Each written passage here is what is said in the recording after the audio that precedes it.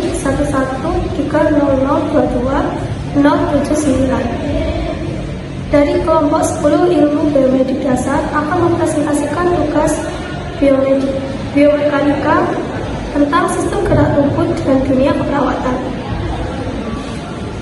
Biomekanika merupakan salah satu disiplin ilmu yang mempelajari bentuk dan macam-macam gerakan atas dasar prinsip-prinsip mekanika, menganalisis suatu gerakan. Biomekanika tidak terdiri dengan sendirinya, melainkan ditunjang dengan ilmu yang lainnya seperti anatomi, fisiologi, dan fisika.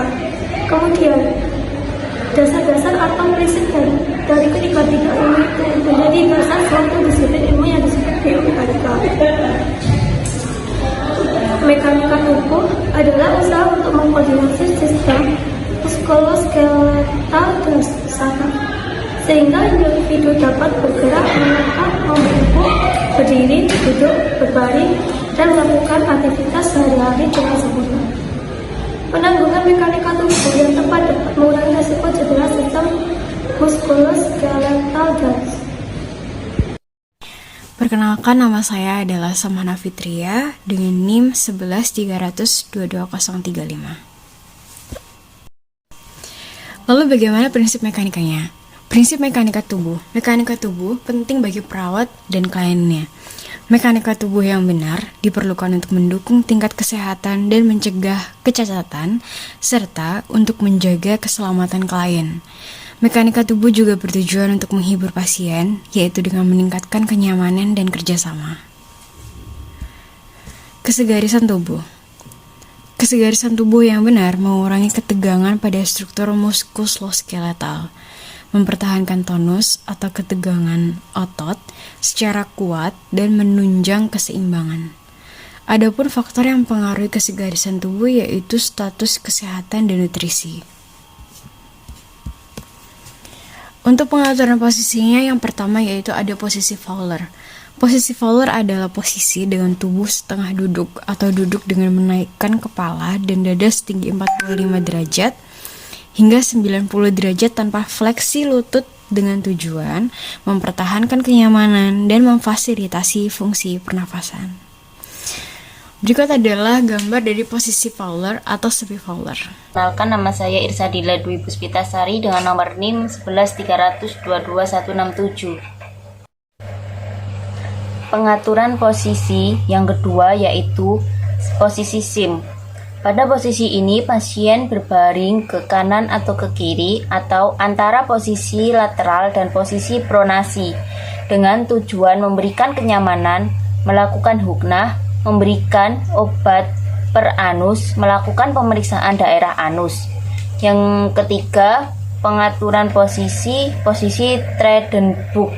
Posisi ini menempatkan pasien di tempat tidur dengan bagian kepala lebih rendah dari bagian kaki, dengan tujuan melancarkan peredaran daerah ke otak.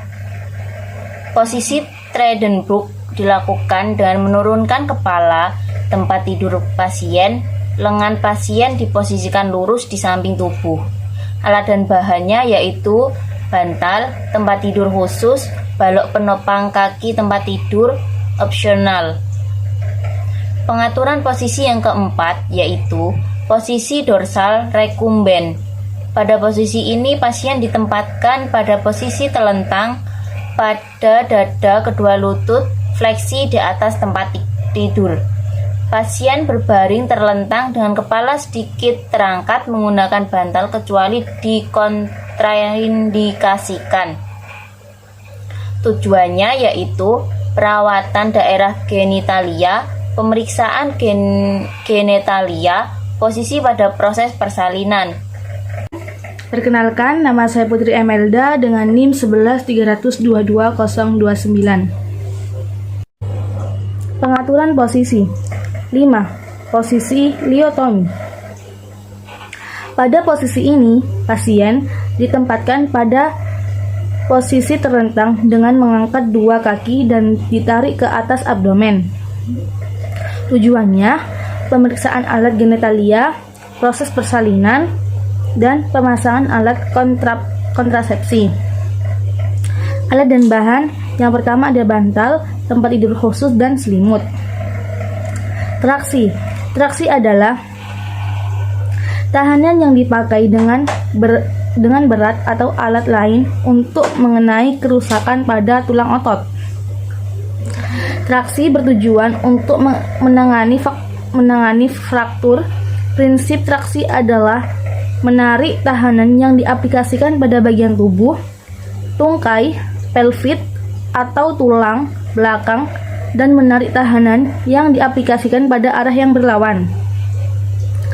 Kita dapat menggunakan traksi yang pertama untuk mendorong tulang fraktur ke dalam tempat memulai, yang kedua untuk menjaga mereka immobil sedang hingga mereka bersatu.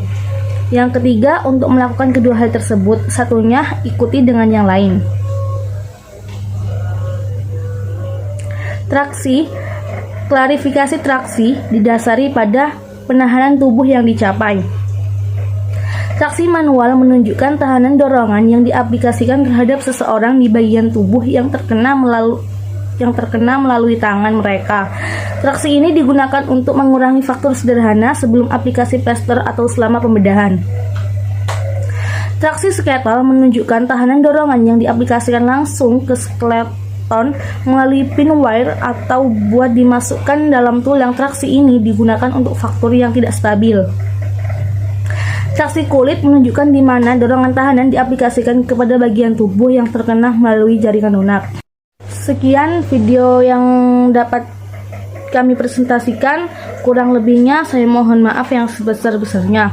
Wallahul muwaffiq ila aqwamit thoriq. Wassalamualaikum warahmatullahi wabarakatuh.